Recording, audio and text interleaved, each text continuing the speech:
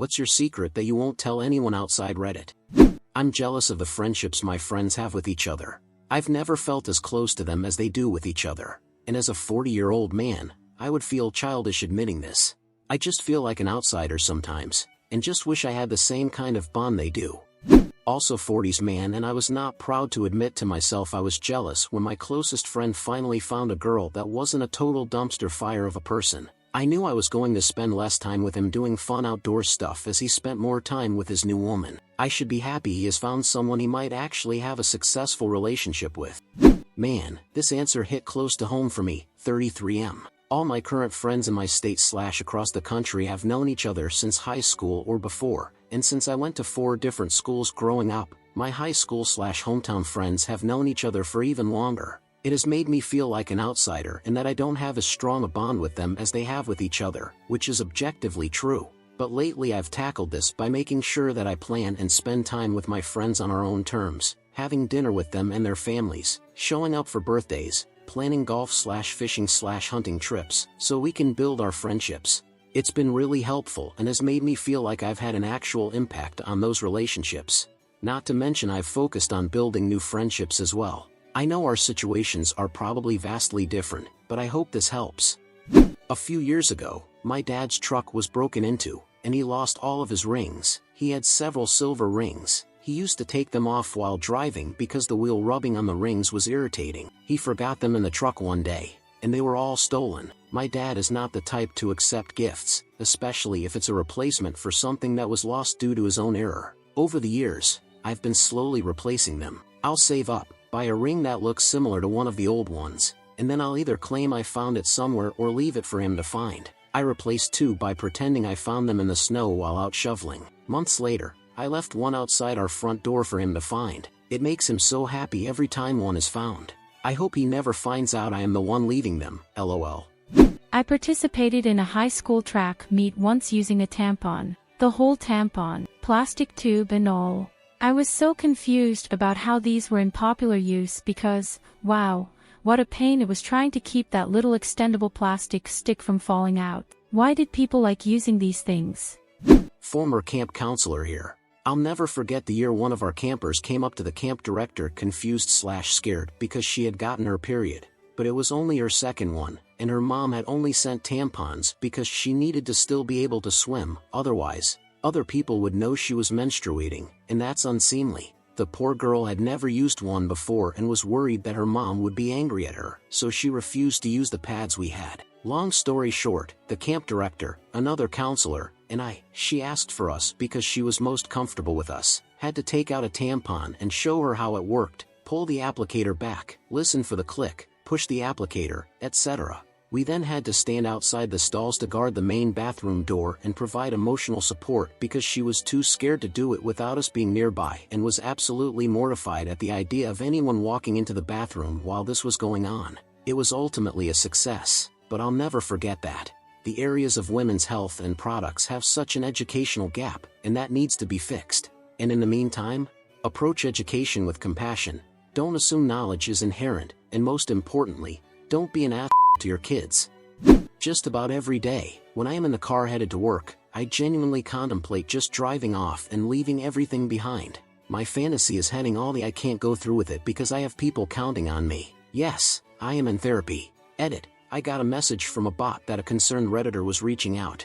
I don't know who you are, but I appreciate you. I can assure you that I do not wish to harm myself. Just experiencing the call of the void. Thank you, though. You are a good person. I feel you, dude. For about a decade, I was on and off feeling suicidal, and I had this fantasy of going no contact with absolutely everyone, moving up to North Dakota, and working as a roughneck. I genuinely think that dream kept me alive because I'd spend time thinking about how I'd make it to ND rather than how I'd end my life. Things are a lot better now, and I'm so happy I made it through that time. Hold on to that Alaska dream as long as you need to, my guy. You can always come back from Alaska. You can't come back from the dead. I think about this every day too. I have nothing tying me down in my town besides family like mom, dad, and brother. I recently broke up with my girlfriend of years. She took the dog. I live in a spare room at my brother's, so I don't even have a lease or property. I have a truck that's paid off and a decent sales job, that's it.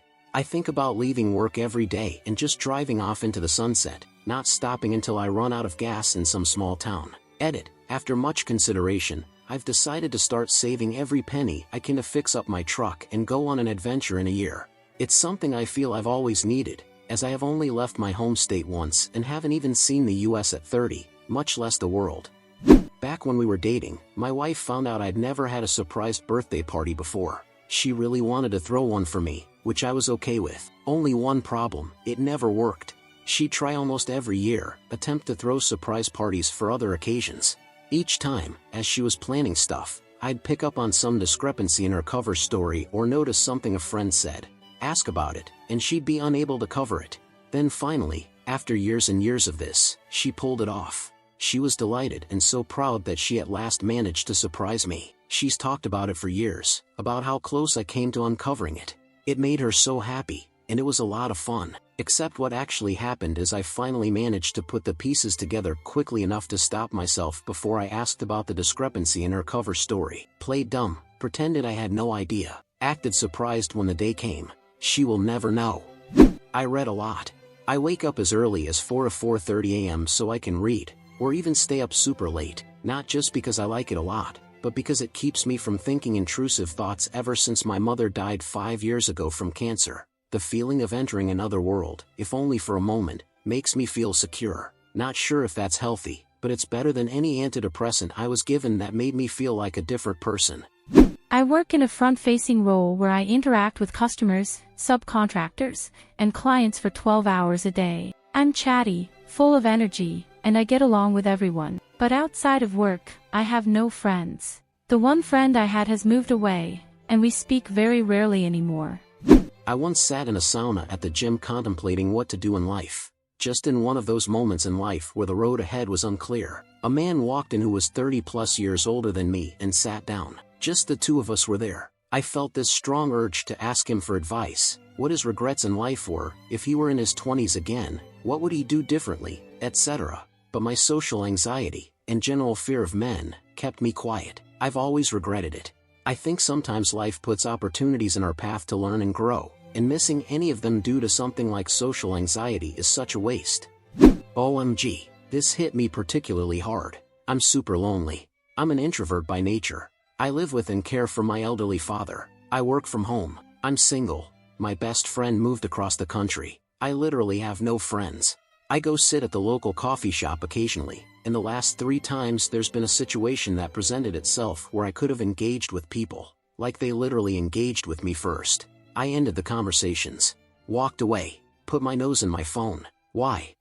The last time I soiled myself, I was 14 and walking home from the bus. I didn't even feel it coming. It was just explosive diarrhea. To make it worse, both my parents got home early, and my dad's boss was over for a visit. Nobody outside of the 4 of us knows. Edit. Kinda funny that my comment about the phantom explosive diarrhea is my top comment ever.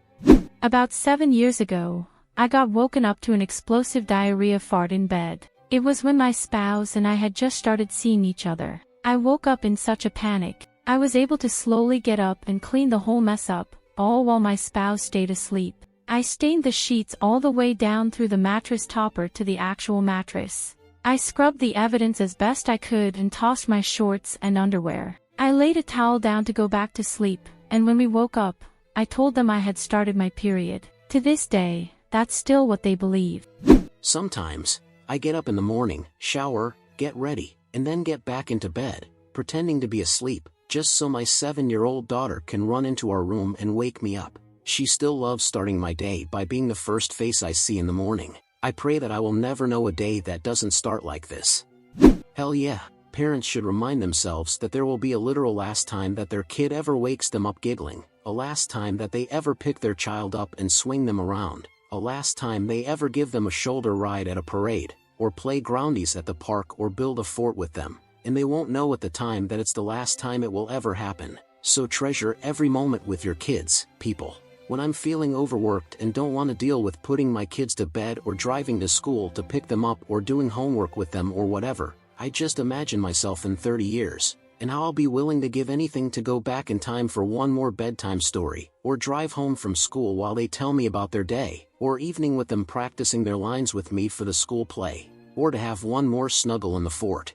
It instantly puts everything in perspective and brings me completely, gratefully back into the moment with them.